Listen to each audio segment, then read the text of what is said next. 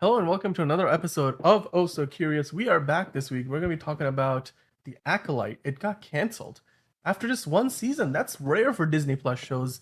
Why that happened, we're going to get into that. We're also going to talk about the new bid for Paramount. They're basically days. I think it's tomorrow actually. Wednesday is the day that they were going to hit that deadline for that period where other investors could come in and bid for the company after Skydance and Paramount, and join into an agreement to merge, but they left some room open and it looks like somebody has cracked that door open and has walked their way in, and with a bid that's pretty competitive. We're going to talk about that. We're also going to then dive into some DC news. Todd Phillips just did a huge not op-ed, but he did a huge interview feature article with Variety, and he's talking all about the Joker Folie à Deux, whether there's going to be a sequel or not, what this movie was like, the process of making it, what their intention is with how they're marketing the movie, how he would like for you to experience the film when it comes out in a couple of months. And then even beyond that, we're gonna look ahead to next week. We're gonna look ahead to Blink Twice, and we're gonna look ahead to the Crow remake. But before we do that, we're gonna review Alien Romulus as well, which had, I think, the second best opening in the history of the franchise. And it broke a couple of records in its own right. So we will get into that and lots more on the other side of this intro.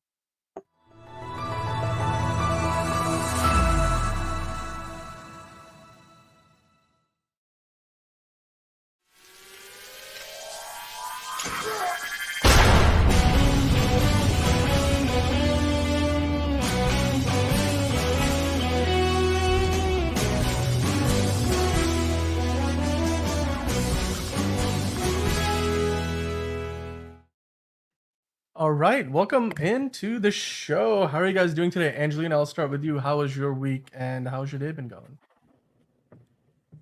Good, I guess. Yeah, we're making it, guys. It feels like summer is leaving us and we're back to work. So very busy, doing all the things. Awesome. And John, how are you doing? You and I spent like 2 hours last night. It was 12 hours ago. We were talking all about like a million different things in the world of DC. We're gonna get into a little bit of that again later, but how's your day going so far? Good. I know people are upset that summer is leaving us, but I'm glad. Get this fucking heat away from me. Make it cold. I want it. I want it below zero. Give me that cold now. Fall is the best. Winter's the best. Connecticut. And give me that cold. Give me that cold. I want all the cold. What? It's not that hot right now. It's not hot. It's actually a pretty nice day today. It's okay. Well, you know what? We do always start the show with the news, and we got lots of news today to talk about. So let's get that up and running. It doesn't seem to matter what I do. I'm always number two. All right, mister, I need to paint my abs on to get nominated. You don't see Robert Downey doing that. You're kidding. You're kidding. I can't open the envelope without the... Warner Brothers is heading back into the Matrix with a new movie in the works. Wonder what other surprises are in store. I want to be Bruce Wayne. I like that. You're gonna love me. There's the shot right there. That. Okay, we don't need to see cold. Right there. You look ridiculous. Well, not no more, he don't. What, dude? I can barely understand you. Your accent's insane. What the... Give me a hand up. Nope, I'm actually okay. Thank you very much. Oh, wow. Wow.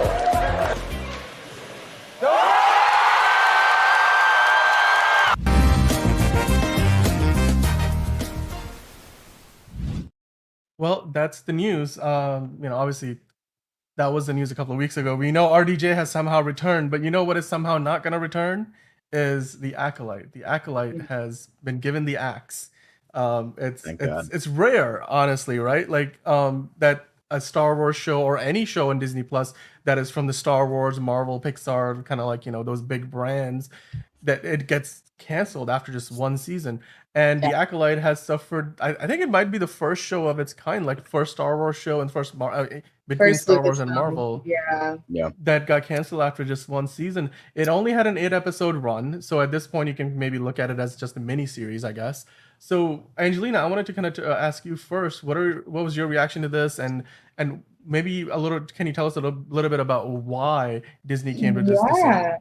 So, as you said, there's only 8 episodes. It only remained, they were releasing 1 episode a week. They dropped the first 2, doing really well. It was like top 10.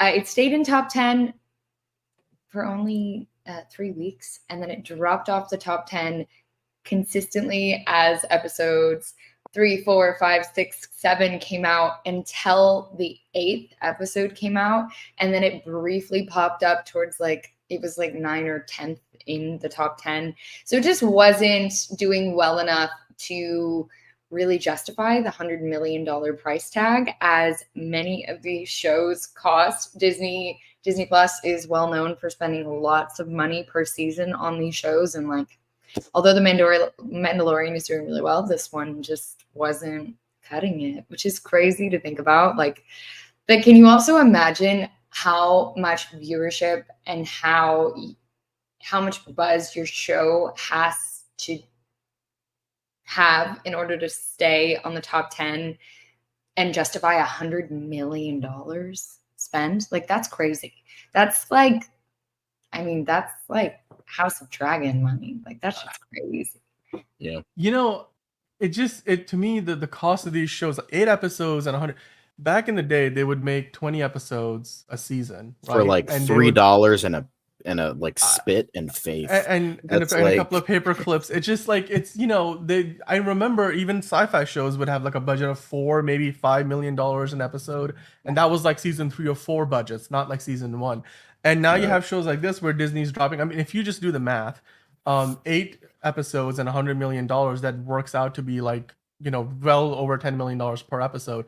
You're looking at a big chunk, $12 million some odd dollars per episode, which the return on investment, I guess, quite simply is not there. Like you mentioned, Angelina, this show debuted with 2 episodes, and it was at its peak in its premiere was only number 7 in the Nielsen top 10 ratings for streaming.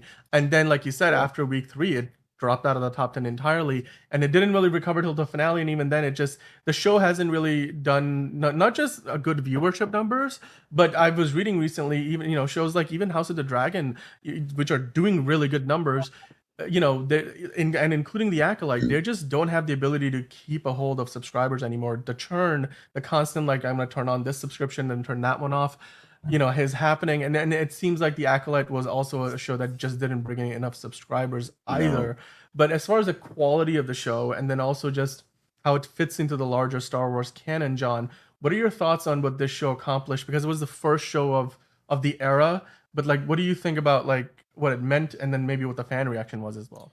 Yeah, I never watched the show. I mean, I just heard it was terrible. I pretty much all the people I followed, I saw so many memes about this, just ragging on how horrible the writing was and how it just made no sense. It completely and utterly shit the continuity of Star Wars, to the point that people were editing the wiki while this was premiering so that it would actually make sense. So yeah, they the most famous one I remember was Ki-Adi-Mundi's birth date had to change because they used him as a character here. And then they also screwed it up because in, I think it was Revenge of the Sith, he's the Sith have been dead for, centuries, yet he was here where there were still Sith. So it's why are you going out of your way to screw with continuity? It just doesn't make sense. So a lot of fans I know just kept dropping off the show, and they're at most they were pirating it to hate watch. But even then it was hate watch. That's wild. And it was just I've seen so many clips from this, and it's just overall a really, really, really cringy show. And a lot of people were well, if you don't like it, don't watch it. So people are okay, we won't watch it. And then it gets canceled. And then they're wait a minute, what? And then it's now the people that were actually excited for this now never gonna have it. It's just very poorly written. And then in the last episode, we get a cameo from Darth Plagueis, and it was and the idea was oh, he gets the idea to implant the chosen one of Anakin Skywalker from this witch cult or something. It's a ridiculously bad show. Like, this was bad even for like Disney Star. Like, this makes Rise of Skywalker look like Empire Strikes Back with how bad I heard it was. I mean, I'm sure it has its fans, and I'm sorry that you can't get a season 2, but the vast majority were like, this is not it. And it just I feel like Star Wars just kind of teetering down and down. Yeah, and anytime you make a show like this, it's just like, it's gonna get messy the more you try to extend the universe, unless there's a lot of time and effort put into the continuity. Yeah. You're gonna piss off a lot of fans and a lot of people. And it just doesn't make me like, for what? Like, just take the time. Like, this series has been around since the 70s. You know what I mean? It's just like, don't fuck with continuity from the last and it was like, that's crazy. The vibe I got was like, oh, we're fucking with continuity, not because we don't know any better, which they didn't know any better, but also like out of spite.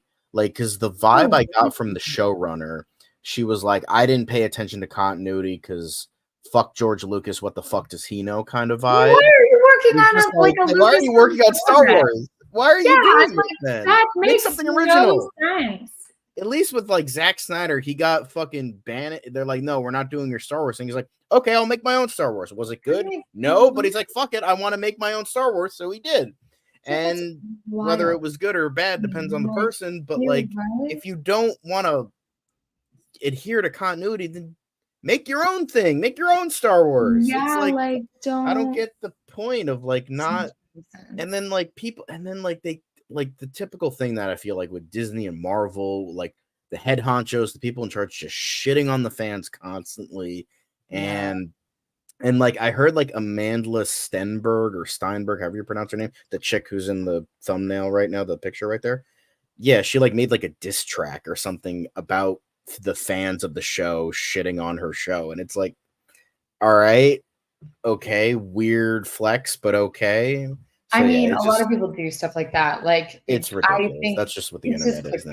I mean, if a bunch of people are roasting me for a project, also it's like people can't take it out on her. She didn't write the show. Yeah, so it's not her fault. It's just like, I don't know. It just feels very petty. But yeah, that's they canceled that one, y'all. Well, they canceled it, so we don't got to worry about that anymore. Yeah, yeah, we're good to go. I mean, I was just gonna say, it just feels like to me that this show, it's sort of like the She-Hulk of it all, like, and then of the MCU, the way you described it, but also it just feels like you have that other problem of like don't pull the curtain to see what's behind the curtain, that whole Wizard of Oz thing, right? Like, where you don't want to see what creates the magic, because it's not necessarily, you're not necessarily going to like what you find. The whole idea of what the prequels did with things like the midichlorians, like, we don't need to know why Han Solo's name is Han Solo. We don't need to know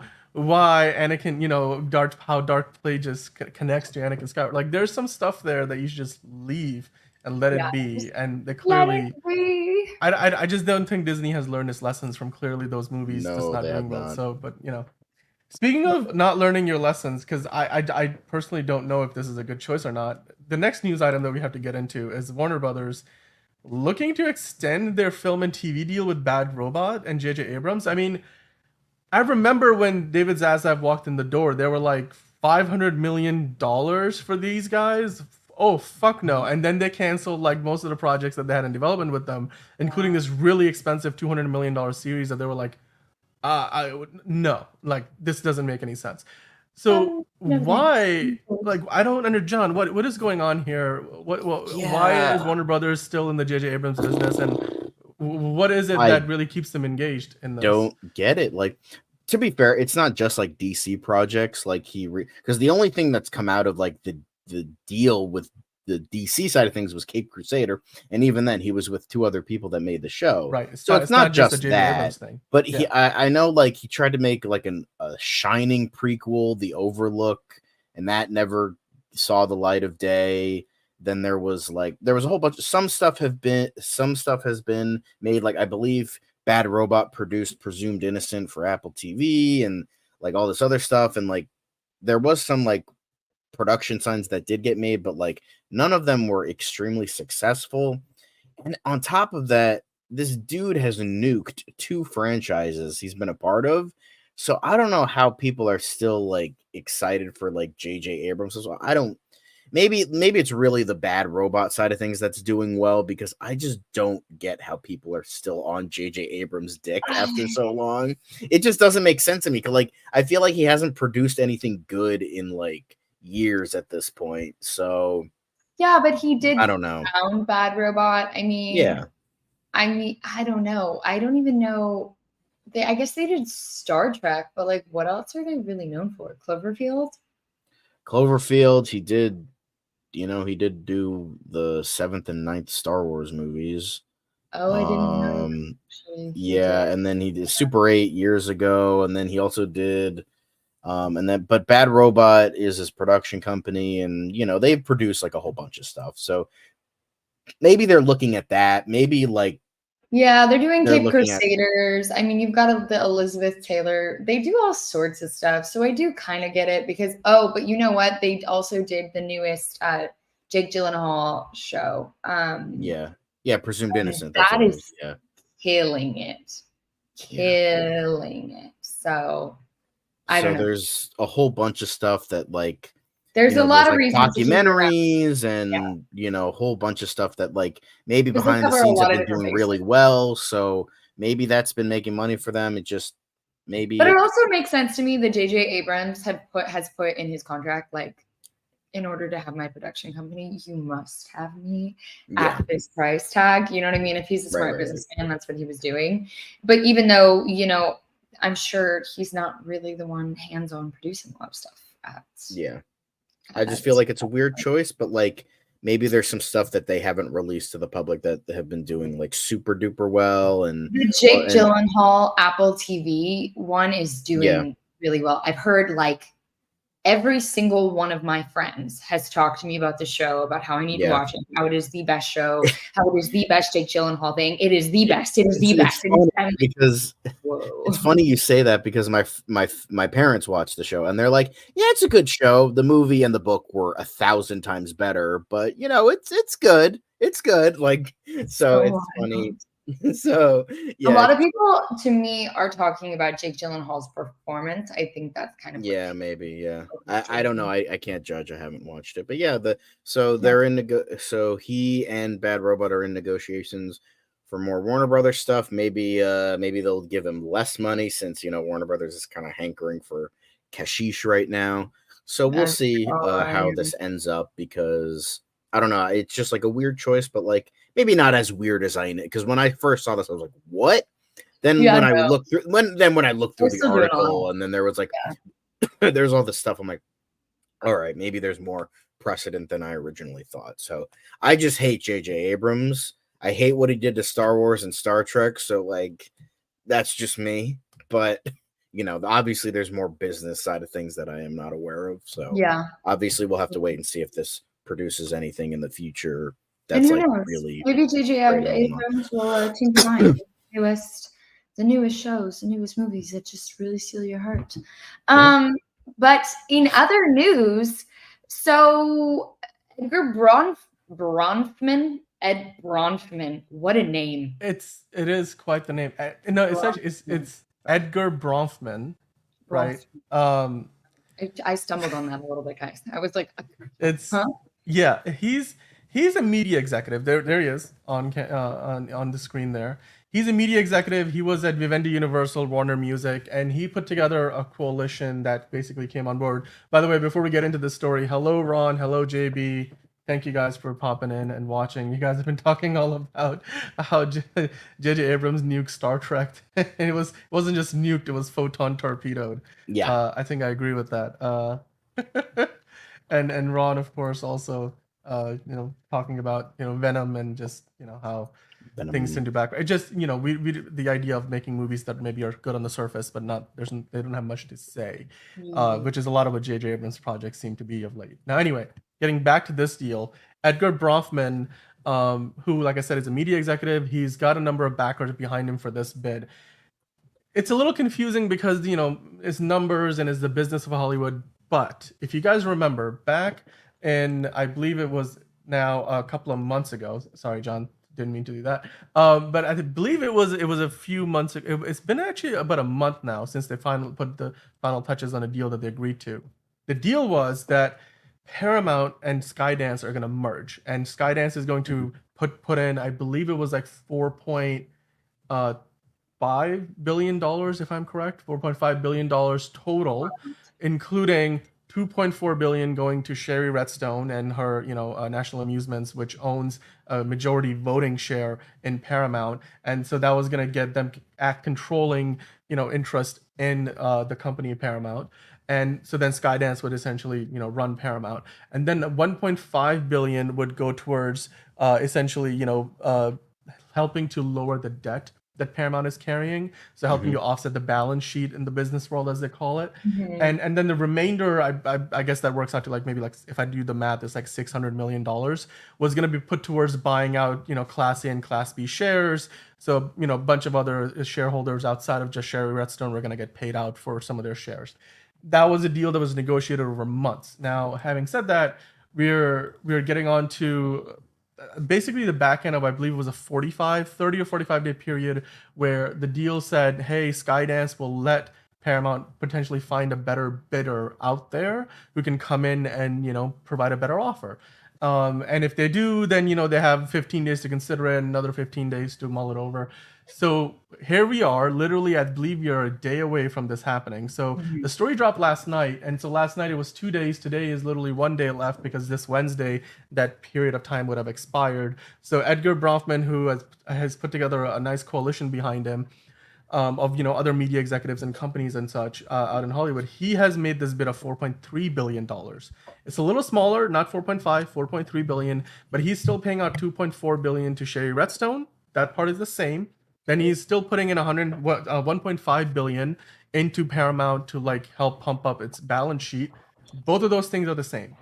But the one thing that is different here is beyond that, they're paying $400 million to Skydance as a breakup fee for that original deal to be, broken up. What they're not doing is buying out any of the other Class B shareholders. So that's the big difference. And so to me, basically what it comes down to, the whole reason why Skydance and Paramount took forever to come to the agreement that they did is because the other Class B shareholders, the not Sherry Redstone shareholders, were threatening to sue because they were like, whoa, you can't just pay her out and then we get nothing, and the Paramount, is all of a sudden a new company. So now we're in a situation where, basically this new offer kind of would put them back in the same spot. So the reason why I don't think this offer is going to work out is because I think the Class B shareholders are going to be like, whoa, we're not going backwards in this way. We like what Skydance is doing. Plus, the other thing Skydance was going to do is, as a second step of the merger, they were going to basically say, okay, Paramount's going to buy Skydance in an all-stock deal worth $4.75 billion, which would mean that basically Skydance and Paramount completely combine as one entity, and the shareholders of Paramount would end up then owning, whatever value is prescribed to Skydance, which was $4.75 billion. So the value of their shares would go up, and therefore they would become richer as a result. Even though they're not getting cash in the bank, they're getting they're getting value added to their stocks. So I think all around that Skydance deal was going to give a lot more money, just quite simply billions of dollars more to all the shareholders than this deal does. But, I have a hard time understanding how, if anything, this is a move to open up that window of opportunity for other bidders to come in, maybe, because now, you can take another 15 days to think about it. And rather than just locking in the Skydance deal, what are your reactions to this, Angelina? Do you think this deal, considering that's not providing as much as the Skydance deal would, do you think there's a chance that Edgar Bronfman and his team will be able to really make a difference, or like? I don't know if it. Yeah, I still feel like they're gonna go with the Skydance deal. I just don't know if it makes sense. I'm actually curious as to know what their maybe underlying motive is, because it doesn't make sense to me. Are they just sort of hoping that Paramount won't want to sell to Skydance? Because I know Sherry Redstone kind of went back and forth with Skydance on a lot of stuff. So I'm I don't know. I feel like it's hinting at something else, really. Yeah, I mean, and the backers here include, you know, businessman and grandson of a former president of Kazakhstan. You've got child actor Brock Pierce in there. You've got a couple of producers, Stephen Paul and John Paul DeJoria. There's a bunch of other people. At one point, I think Roku was meant to be a part of this offer, like, helping to finance this coalition, but I don't think they're part of it anymore. At the end of the day, just to me, it seems like you said, Andrea, it's not an offer that is superior to what Skydance had negotiated over the course of months, if not almost a year. So I just don't see how this is going to end up being a better situation where they'll look at it and be like, you know what, this is 20,000 times superior. So like, why? So yeah, I just don't think it's gonna happen. And John, do you have any opinion on this? I don't know. Like I feel like I mean, Skydance offer just makes more sense. One, it makes more sense, and two, it just feels like, I don't know. I'm just viewing it as a guy who doesn't know much. It's just, I feel like this is a kind of a guy that's just like, I'm gonna flex my money. Let's see what I can do, and then he like comes in with this. But yeah, I think, well, I would have been like, oh no, because I mean, I wouldn't say, as I said before when we were talking about this versus the Sony deal, I was like, okay, the Sony deal not great because they wanted to break everything up. Skydance seems better because they seem like they're gonna like have the more of the integrity of Paramount, the history behind it. So Paramount will still be a thing, but they'll just own it. And so I feel like that's a little bit better. So I was like a little worried, like, oh, are they gonna fuck this up? But the fact that you chimed in with the Class B stockholders and all that, I'm like, okay, that sounds something that, like, yeah, it feels like that they're not going to go for that, and we're just going to go full steam ahead on the Skydance deal, because this just seems like, oh, hey, by the way, I'm here, I'm going to do this, and then they're like, we don't do that here, and then they're just going to move on.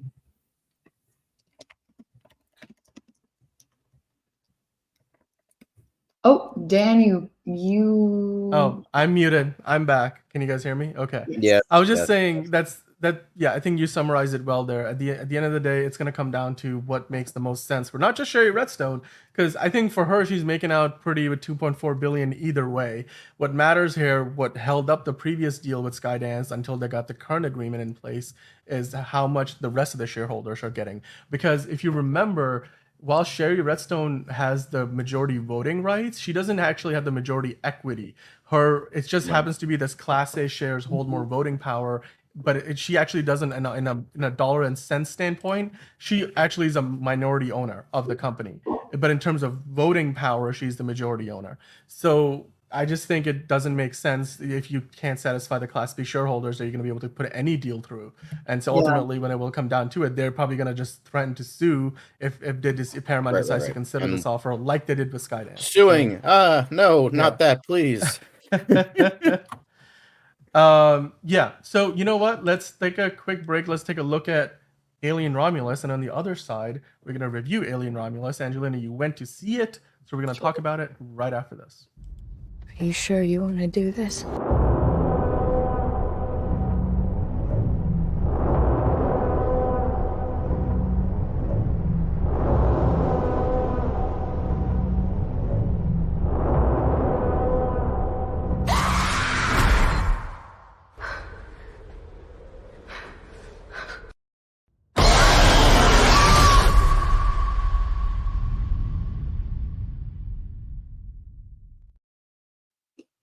All right, so welcome back to the show. We're talking about Alien Romulus. I just got a text message there. Sorry about that. But Alien Romulus is a movie that is, well, quite frankly, an entry into a franchise that has been dormant for a while. And it's a franchise that has been in need of, I don't know, like sprucing up. Like it needs to be brought back to life. Similar to the Predator franchise, but did well with the Prey movie.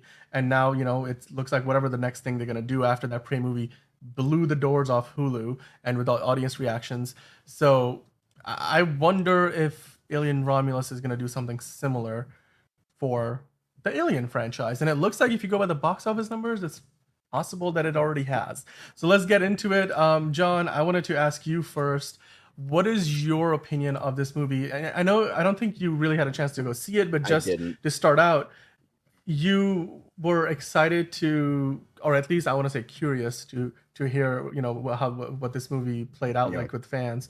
And I bet you have friends who did go to see it. So, what has I your did, impression yeah. been of Alien Romulus? Did you like the trailers? Is this a movie that has got you intrigued, or are you just simply saving your money for when it comes out on streaming? I'm just gonna wait for streaming. It's perfectly wait for streaming movie. I love the Alien franchise. Alien and Aliens are two of my favorite movies of all time. And I will be a major defender of Alien 3. I know not a lot of people like Alien 3. I fucking adore Alien 3. I think Alien 1, 2, and 3 are a perfect trilogy for Ellen Ripley and her story. Great stuff. Alien Resurrection, I don't know. ironically funny at best. That is like, it's a terrible, horrible, god awful movie, but it is funny. Get high, get drunk, grab some Terrible, fruits, watch awful, Alien. god damn it, terrible, bad. Why can't you? I love that. I love that But John yeah, had so Alien many. Resurrection, not a good movie. And then I A haven't seen movie's the never Alien just versus. bad for John. It's just like Yeah. awful, terrible, bad. Well, you weren't here when I said Alien. The first 3 Alien movies are fucking excellent. So shush, I don't hate sitting, everything. Actually, I was sitting. Just But anyway, I haven't seen either of the Alien versus Predator movies. I've heard Requiem is horrible, and then Alien versus Predator is mixed. Some people love the dumbness of it. Some people don't. I grew up seeing those movies, and they used to scare the literal shit out of me. Whoa. Okay, As like an hope you wore a diaper. Anyway. But yeah, and then I saw Prometheus. I didn't hate it. I didn't think it was that bad of a movie, and then I never saw Alien Covenant. I heard it was like mixed. I watched I saw Prometheus, and I to this day don't know what that movie's about. And then Alien Covenant was just like another. Dude, I think the first 2 Alien movies was when this franchise peaked. But I am curious, like, Angelina, you went and saw the movie. Mm-hmm. What are your thoughts on it? What was your expectation going into it, and then coming out of the movie? Did it disappoint you, or was it, just beyond any expectations that you had for it? So I went to go see this movie with a friend. Yeah, I mean, there's so many words. So essentially, you go in, the movie is very slow to start. They take a long time to sort of draw the storyline out and try to effectively build a world where the stakes are a little bit higher. And I think they do it so that you can empathize with the characters' decisions more and their motivation to steal this, or like steal these cryopods from this randomly deserted ship that's like floating over. And then they get up there and they're like, oh, it's not a ship. It's a whole ass space station that's just been deserted. That's weird. And then nobody stops and thinks, that's really weird. Like, why is there a whole space station nobody knew about that's just completely deserted and like shut down? Nobody knows about this. It's just like floating into the ether, about to crash into this planet. Like, they did all this exposition in the beginning of the movie to like really draw it out. And I will say that Fede Alvarez creates his really beautifully long moments of like this stunning shot, this like stunning intro. You get this beautiful like space intro. The first I would say the first like 2 minutes of the movie is completely silent. You're just in space, which is very cool. It sort of builds this sort of, oh, it is going to be creepy. So essentially, I would say I agree with a lot of the critic reviews in the sense of the first act, very drawn out, very creepy. They tried really hard. Second act, nonstop go. They really tried to make this movie its own, which was nice. It felt like a fresh new take on Alien versus like just a regurgitation of everything. But at the same time, like it's fucking aliens. Like there's not like, I don't know, like they look the same, if not a little bit creepier. You get like a half human, half alien baby. That one's wild. That was done in Alien Resurrection. What? Oh yeah, but this is like a fully formed like human baby. Interesting. Yeah, it's crazy. It reminded me of this. Spoiler alert, this is a spoiler review, but people have been telling me spoilers because I don't care. Like, apparently in like the last 15 minutes, they show like an alien engineer like hybrid, like as in the engineers from like Prometheus and Alien Covenant. So I thought that was like kind of like weirdly intriguing. I've heard that like the ending kind of, you know, shits the bed a little bit. Yeah. The last 15 minutes, like I've heard they're like, one review I saw, they're like, this movie was a 10 out of 10 until the last 15 minutes. Now it's a 7 out of 10 because he like apparently like I shits just the feel like bed they that should much. have ended this movie. So essentially what happens is like they make it off of the station back to their ship and they have enough fuel because everyone's fucking died. They have enough fuel to get the two of them all the way to the planet that they were aiming for to begin with. Okay, so spoiler. One of the girls is pregnant and very, very ill, like about to die. And she has injected herself with this like alien genetic code or something that's supposed to save the human race. And it's literally like, yeah. So this movie just really kind of takes a shit there because they should have just let that play out and then left her in the cryopod. And then she unleashes havoc on the new planet. Like I just came up with the sequel right that's what there. I heard, that like a lot of people are like, they should have just cut it to black, have it be sequel bait, and have that be a cliffhanger. That's what I essentially heard. Instead, what they did instead, which makes no sense to me, they have her ejected from the cryopod because she is going into labor for this baby that was only like 2 months old. I kind of called that. I knew kind of going into it. I was like, oh no, this bitch, like she has an alien baby now. Like it's not real. Because we'd already seen that. Was that in Prometheus or which one was that? Where Yeah, that was in Prometheus. Like I feel like a lot of this movie, sorry to cut you off a little bit, but something that fucking bothered me, and I want to talk about this. I was literally going to see Longlegs with a bunch of friends, and I hadn't seen like anything for Alien Romulus. I saw maybe the initial teaser trailer. I'm like, I'm not interested. This looks like a modernized crap fest. So me and my friend Mark, we were watching this trailer, and both of us are like, that shot's from Alien. That shot's from Alien 3. That's from Alien Resurrection. It's like literally the entire trailer was like just references to other movies. They even used the same fucking tagline. Look, I understand in space no one can hear you scream. That's literally going to be the greatest tagline ever in the last 20 minutes was the best part. How? I haven't seen the movie yet, but it sounds like the pieces that are missing for her are the other movies. Yeah, exactly. So it just feels like, like overall, it just feels like my and same friend, he was like, man, that was a great Aliens, Alien 3, Alien Resurrection, Prometheus soup. Because that's what I feel like this movie is. It's just like, it's like Deadpool and Wolverine, but for Alien fans. Okay, JB, yes. Okay, it didn't make any sense to me. Maybe that was the planet's goal. Okay, sorry. Go off. Let's go. No, because my issue with this movie was that I didn't fucking care about the humans at all. I cared for the synthetic human because that actor was way better. He was way better. He was a way better actor. He was a better human up until the whole he almost tried to kill somebody part. I mean, like it's fine. It's fine. But it didn't make any sense to me why they were having humans do like all of this crazy slave labor when basically every family unit, apparently not even like managing, it didn't seem like there were different classes. It seemed like basically everybody either worked for the government or they were in the mines. So it didn't really seem like there was like a difference in class situations, at least from like the overview that we get on this station. So essentially the human race is like going extinct, and they're each on these different like colonies on different planets. So that's what they're building out in the first half of this movie. And each family has a synthetic, which is him.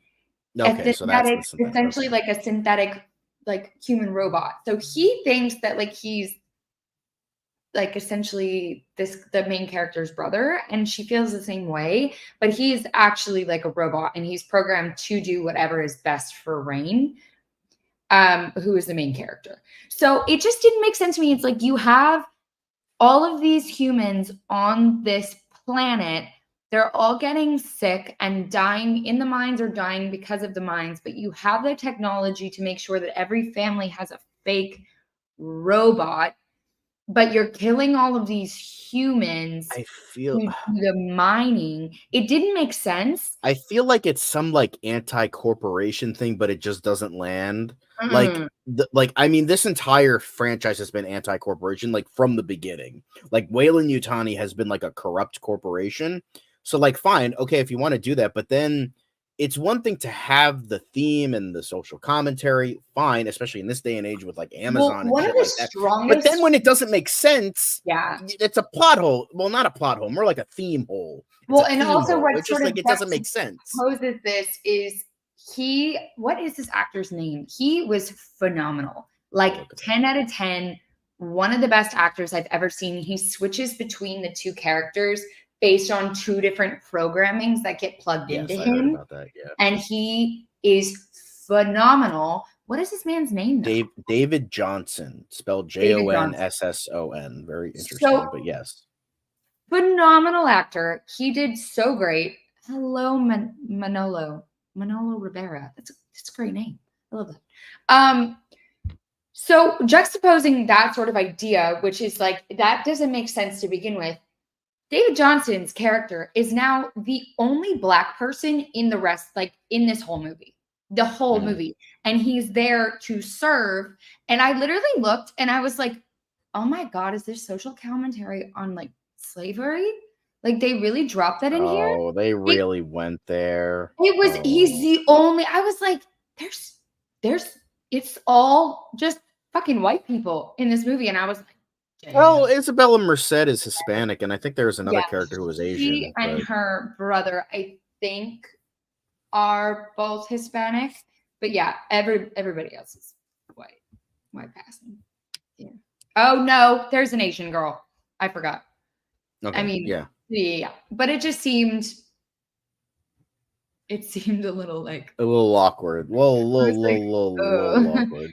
But with that being said, yes, the rest of the movie, it was just like, oh, you're killing all these humans, but you have all these robots at your disposal. But then I think they might try to explain more of that in the sequel. And I do feel like they're going to try to make this into a 3-part series. Yeah, another trilogy. That's what people do. Yeah. Oh, I got to make a trilogy.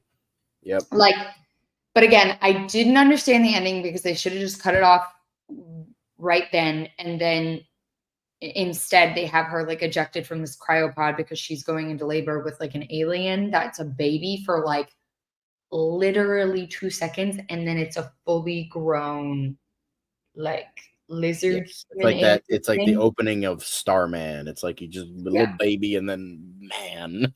Yeah, it was like you don't even have half a second to think about it. And he was fucking creepy looking for sure. He kills the mom, which sucks. Because I was rooting for her. But just it didn't make sense. And then the main character, Rain, she survives, and now she's the only person left on this ship. It was originally 3 people when they made it onto the ship, and then it's down to 1. She's going to this new planet.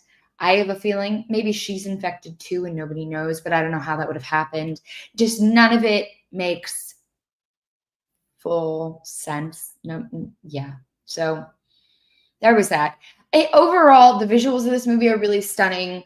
I think the IMDb and the Rotten Tomatoes score is really spot on. I mean, this movie sits like right under 2 hours, but it does actually feel a little bit longer than that because the first act is so slow. I do kind of wish they would have just gotten to the point a little bit more. I loved the sort of expository visuals that are given, but not all of it was necessary. I think some of it just didn't hit the way it needed to. It's one of those. So Yeah.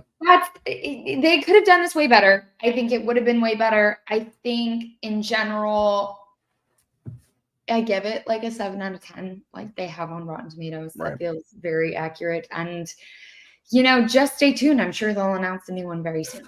Oh, yeah. If this, I mean, as the banner says, it dethroned Deadpool and Wolverine, so it's going to make its money probably. And then let's get more space horror. Even though I was not really excited for it, let's go get more space horror, cosmic horror, eldritch horror. Let's go. Come on, let's do that. Please. I like the cosmic horror. I think that's why I liked Three Body Problem on Netflix. Right. This, I don't know, it just kind of felt like the same old repackaged. They tried to make it new. I don't know. It was kind of whatever.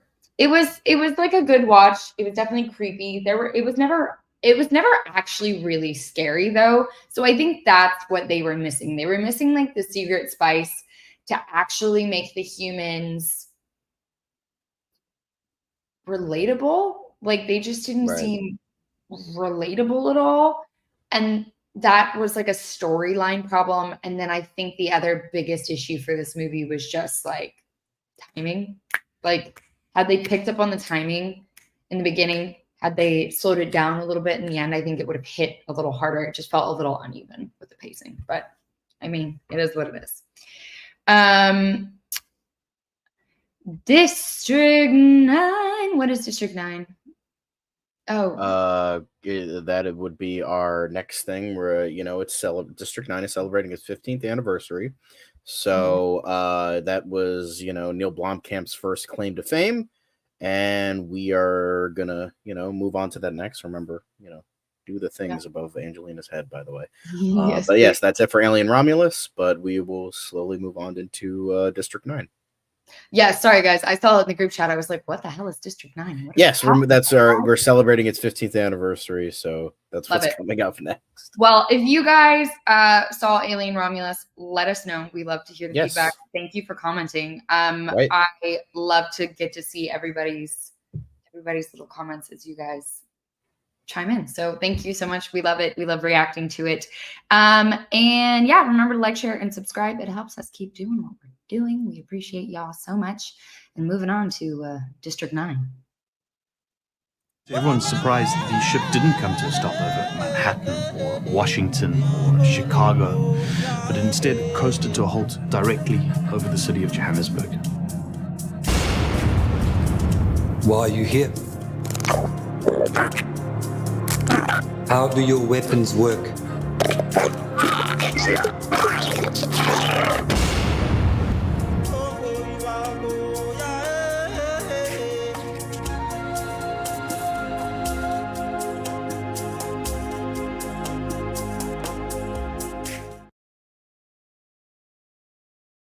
You gotta unmute yourself, Don. I apologize. Now I'm the one muting myself. Anyway, so welcome to DCU Daily.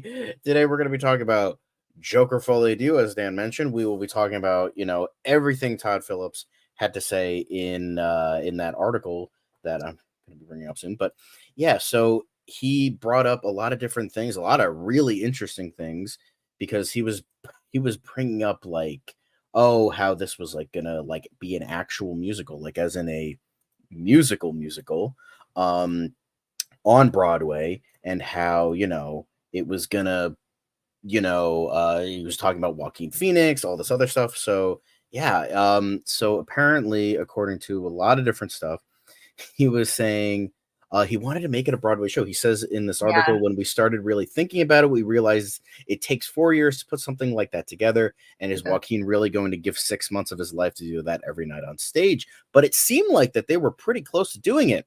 And then this magical little thing like COVID hit.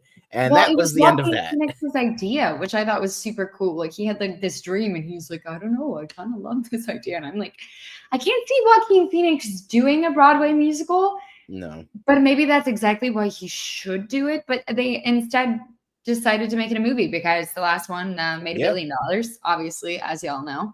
And he won an Oscar for it. And he was like, let's make it another movie. I think that is kind of brilliant. It also, that makes more sense to me why they cast Lady Gaga. Oh yeah, because of they're course. trying to make it like as close to a movie musical in its full glory as probably like A Star is Born. It's kind of what it sounds like.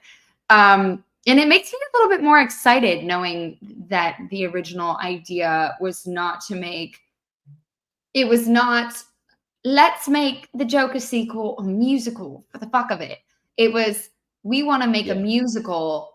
Oh, but we need to make it a movie. You know what I mean? That makes me more interested coming from like being a musical theater kid, because the intention is a little bit different. And that means that the music is going to be put front and center in the storyline. I think some movie musicals that are like, let's make a movie, but let's make it a musical, sort of approach it from a different aspect, and it doesn't always fit together the way you want it to in like the full grandeur of what a movie musical should be. Like movie musicals were, quite frankly, the only way movies used to get made.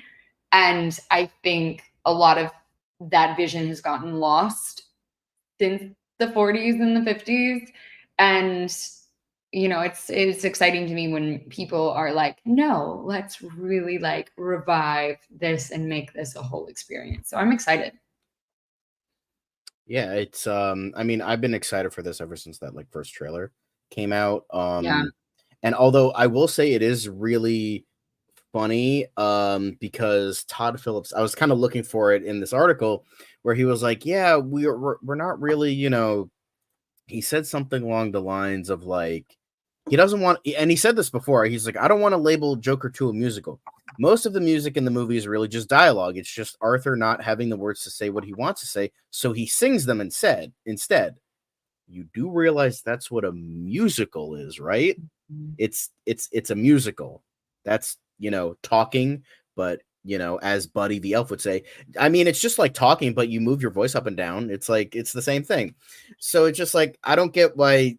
I mean, I can kind of understand why it's like, oh, musical. Oh no, not a musical, because like, I feel like there is like a lot of like anti-musical people, because that Wonka and Mean Girls were marketed as not musicals because there's like some like anti-musical thing. And I have seen people that heard it was a musical and they're like, oh, now I don't want to watch it. So it's like, all right, that's kind of weird. But like, if it is that, I guess like Todd Phillips is kind of backpedaling. He's like, he probably wants the widest audience possible. So he's like, no, we swear, guys, it's not a musical. And so that, I feel like that's kind of the case of what it is. He just wants people to, he wants as many people as possible, because like, you know, it is a sequel. And even though the original made $1 billion, I don't, and lightning in a bottle twice, I don't know if that's going to be the case. So obviously we'll see, but I don't know. What, by the way, I probably wasn't, this was way before me. I don't know if you guys did it on the show. I don't know if the show even existed back then. Did you guys do a review of Joker? And even then, what was your thoughts on Joker? Just real quick. So I'm actually not sure. I wasn't here. Okay. I think Dan and Mags might have reviewed it if the show was going at that point. I'm actually not sure. Dan had to leave a little bit early today, guys. He just, you know, he's a working man. But you know, when I saw Joker, it was during COVID. I don't think I saw it in theater. I think I saw it when it hit streaming during COVID. I remember it being really exceptional. I remember it being really brilliant. And I remember it being such a fresh, like a breath of fresh air, because previously I had been really attached to Heath Ledger's Joker. You know, that he was an incredible Joker, and he died like in that character, and it was just fucking sad. And this felt like the perfect casting, the perfect sort of story. I think Joaquin Phoenix really got to shine in a way that we haven't gotten to see him shine since like Walk the Line. You know what I mean? Like Right. he just really delved into it and really dug deep for this one, which was exciting. Yeah, and it helps that he was friends with Heath Ledger. So Mhm. like there was like a bit more. I know that like doesn't mean a ton, but it means a little bit that Yeah. like I want to, I want to, honor my friend kind of thing. Yeah. So I really liked that as well, and I'm excited for this. Like, even though like Todd Phillips is saying like a whole bunch of stuff, like how it's not a musical. Although I will say it was interesting how he was talking about the opening of the film, Oh my how it's going to be a Looney Tunes inspired cartoon, animated by Sylvain Chomet. I think that's how you pronounce it. And so he was saying, he's like, the goal of this movie is to make it feel like it was made by crazy people. The inmates are running the asylum. If that isn't like the perfect sort of like description for like a movie like this, I don't know what is, because it truly is like, have it be sort of this like the insanity picture of insane people, Mhm. and I like that idea. I'm just like, the more I talk about this, the more I'm into it. At first, I'm like, oh, why are we adding Harley Quinn into this? But even if she's played by Lady Gaga, but like, I feel like in this case, Todd Phillips actually at least understands what made the character initially so good, and it feels like he's tying more into the initial like Harley Quinn of like being closely tied to the Joker. He's understanding that character, Mhm. and he really wants to go crazy with it, no pun intended. And he just wants to like, have fun with it. Like, it's essentially like Warner Brothers was like, all right, you made us $1 billion, have fun. And then he got to like do this because both Todd Phillips and Joaquin Phoenix were like, okay, we're only going to do this movie if we really fucking want to. Joaquin Phoenix doesn't do sequels, and Todd Phillips was like, this was just like a one and done kind of thing. And he even said at some point in the article, I don't know where, I think maybe like towards the end, but like something like this, maybe something like this, but he was saying that this is most definitely going to be the last one. He was saying like, I think we've said what we wanted to say in this world. I think he says that towards the end of the article, and he's like, don't expect anything more after this. Now, who knows? He said that after the first movie that made $1 billion. Let's see how this one is. I mean, I feel like if this one makes another $1 billion, even though Deadpool and Wolverine just like, overtook Joker as like the highest grossing of like worldwide and blah blah blah, I have a strong feeling that if this makes another $1 billion and it breaks more records again, we're probably going to get yet another movie with or without Todd Phillips, and with or without Joaquin Phoenix. What are your thoughts on that? Do you think they would make, no matter what Todd Phillips said, do you think they're going to make a third movie if this is a success? No. Really? No. Yeah, because I don't think the movie doesn't entirely feel like it's going to be a continuation of the story, like in its entirety. It almost feels like they're really trying to make this its own full concept that sort of ties in. So it's like a sequel of sorts, but not really like a direct sequel, like furthering the storyline. You know what I mean? I don't know. Mm-hmm. Um, fair. I'm just looking at the money. I'm looking at it from a business side from Warner Brothers. I mean, They I guess need all if the they money pay they can Joaquin Phoenix enough money, but I don't know. I don't know. I don't have the answers to that. I can see it. I can see it, of course, especially if I think if Joaquin Phoenix is on board and if this one does make over $1 billion, which I think it'll get really, really close. Mm-hmm. I do. If it doesn't surpass it, I think it'll get really, really close. And I can see Warner Brothers being like, here's more money. We'll give you more money and make another one. But I don't know if that'll be enough. Like, Joaquin Phoenix really is an artist in a lot of ways. And I feel that that's not only what makes him exceptional, but I also feel like that's often what makes him really stubborn. He's like, I'm not doing that. You know what I mean? So we'll see. I mean, like the recent news with him leaving set on that new Todd Haynes movie was kind of, that seems to be kind of deteriorating what he kind of has. So Yeah. obviously we will see with Joker Fully Do. There was a lot. I'm sure we'll probably spend another day on this because there was so much information and Todd Phillips was just endlessly talking about this, getting into it. But that's for, that's kind of it for DCU Daily. We will, quickly move on to previews for next week. Obviously we're talking about Alien Romulus. If you missed it, you can always go back. But for next week, we will be talking about the upcoming Crow remake. Or sorry, the first one was Blink Twice, my bad. Blink Twice, which is Zoe Kravitz's directorial debut, which is also co-written by her. And it is also starring her and her hubby, well, soon to be hubby, Channing Tatum. I don't know if they're married yet or fiance, I'm not sure. But yes, so it seems like this will be sort of like a... Zoe Kravitz is not engaged. No, I I'm thought sorry. they were. No.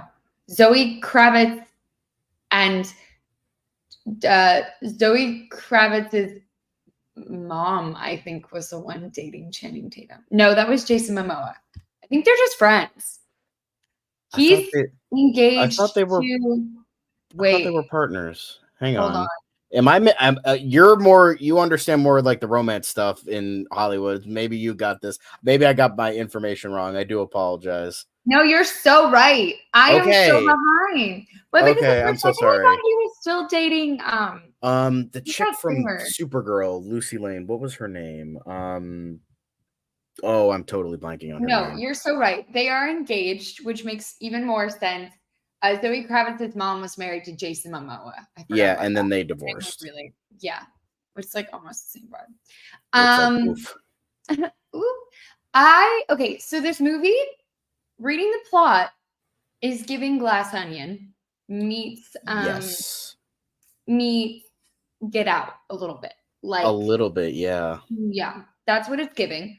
So, I'm intrigued. I'm excited. I do like Zoe Kravitz. I think she's like a really great storyteller as an actor. And I know she's really, I think she's even done some executive producing on stuff previously. Yeah, that makes sense.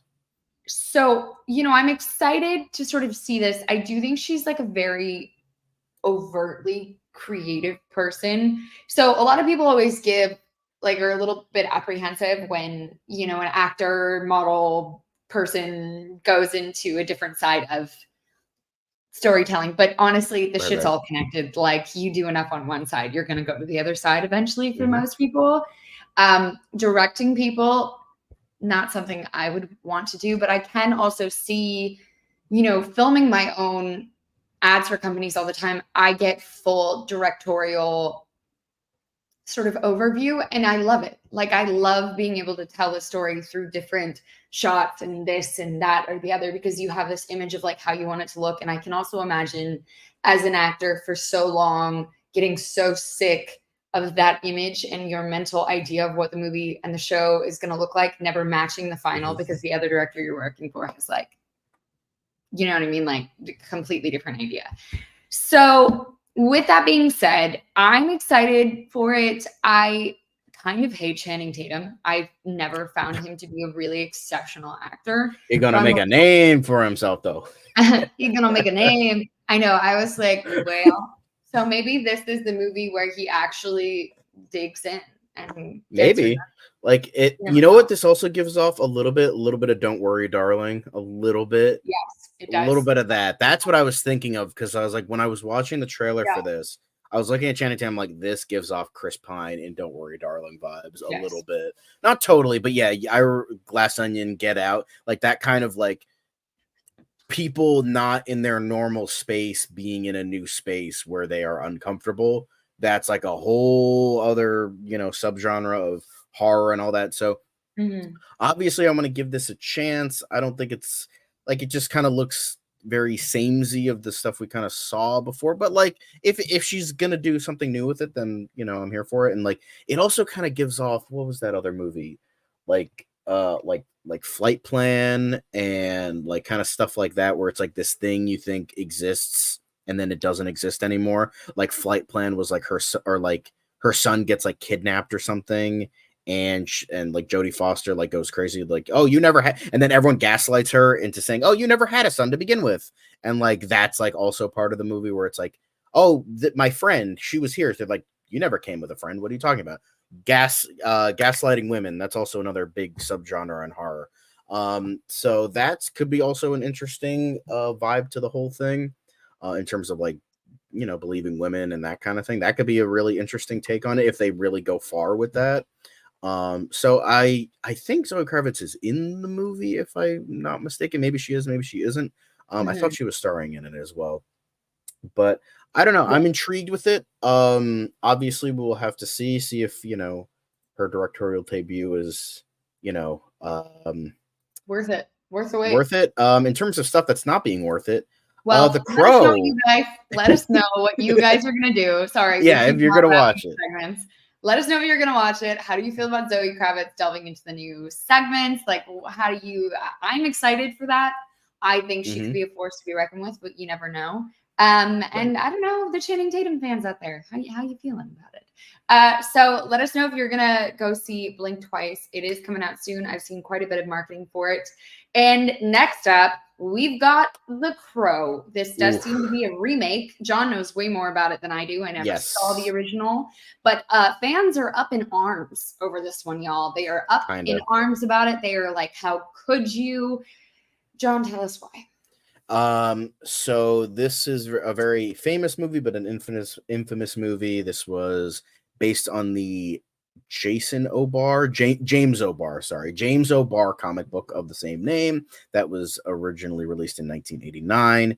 A film adaptation was released in 1994, but unfortunately, due to, you know, prop malfunctions and very piss poor management of set, Brandon Lee, son of Bruce Lee, who was the main star of The Crow, who played Eric Draven in the film, unfortunately lost his life because of just some, you know, a lot of stuff that shouldn't have happened, in fact, happened. In fact, Chad Stahelski, who played his stunt double in that movie, who had to finish the rest of his scenes from that film, would go on to direct the John Wick movies. And because of the experience on that movie, he is very adamant on gun safety and gun control on sets. And he's like, I'm pretty sure he's enacted certain laws and certain rules about guns so that that kind of thing doesn't happen again.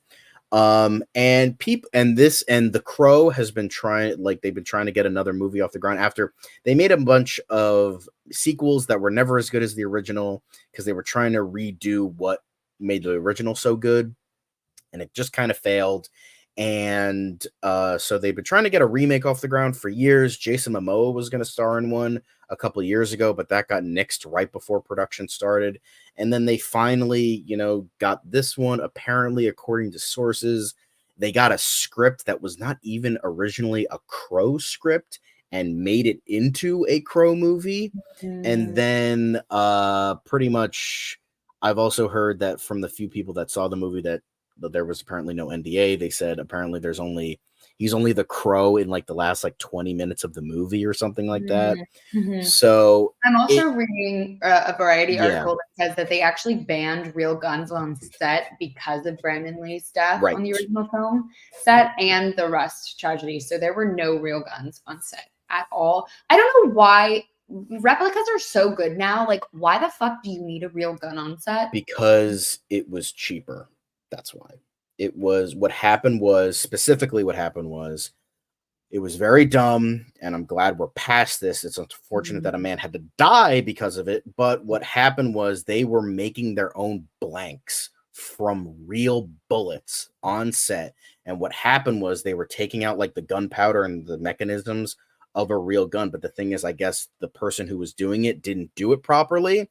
And so when the actor, I forget the actor's name, was shooting the gun at Brandon Lee, one of the bullets went halfway down the barrel. He shot it again and then pushed that bullet out, and it struck Brandon Lee in the head. and he died on his, I believe he died on his way to the hospital or a couple days later. I don't remember specifically. Obviously, Brandon Lee was Bruce Lee's son. Also, like that's so I remember that tragedy. And didn't Bruce Lee die like a couple years later or something? I do vaguely remember. Bruce Lee died in the 80s because he died before. He also had a suspicious death. Like something, I think it was like something with I his remember heart or hearing like about Bruce Lee and his son Brandon Lee like years ago. Obviously, this movie came out and Brandon Lee died in 93. This movie came out in 94. Yes. I was born in 97. So this was like prior to my birth. But it's one of those things that they still talk about in movie making because it was such an immense, crazy tragedy. So I think also with the Rust situation happening, I think I mean, well, now there's even more like gun laws and gun safety coming out. Like, I don't think moving forward there will be real guns allowed on sets. I think that there are going to be laws put in place because it just doesn't make any sense. Like, your production, if they have a movie to be making this caliber of a movie, has the money to fucking get fake guns on sets. You're not risking people's lives. That's also not something as an actor you can be worried about.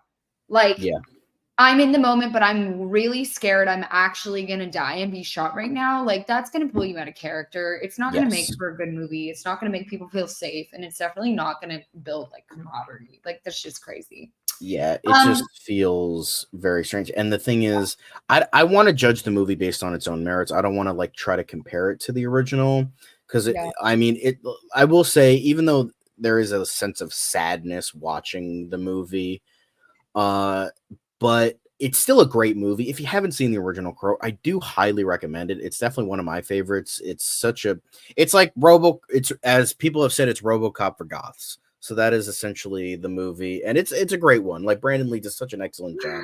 He was taken from us far too soon. And this the thing is, in the comics, there are multiple Crows because the whole basis of the Crow character, if you don't know, is that somebody dies and a loved one of theirs also dies, but their love for their loved ones are so strong they get resurrected, and they use a crow as sort of like a familiar, and they are imbued with power so that they can get revenge for their loved ones. You know, that's actually kind of super interesting. What I actually it's really interesting, crows is that they literally, like, if you do a crow dirty, they'll ban their, like, even if you they'll get revenge on they'll band together and they will like mark their revenge on you for life. Like, not just for like a little bit. Crows are very intelligent animals. For life. So that was like it's an interesting premise. It makes me a little bit more. And there's multiple crows, so people were like, why not just get another crow either from the comics or just make a new one? Why does it have to be Eric Draven? You're tainting the legacy of this character. It feels wrong.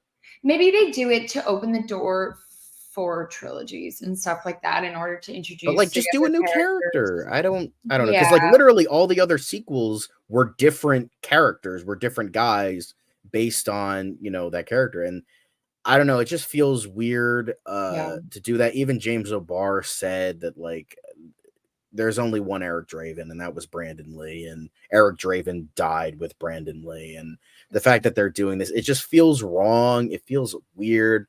The movie just doesn't look that, even on its own, it just looks like a discount John Wick. And it just prior to the show, we were talking about it, and John brought up a good point. They're not opening up reviews yet until Wednesday, the day before the movie premieres. The embargo gets lifted, which is like the kiss typically they do it like the week before.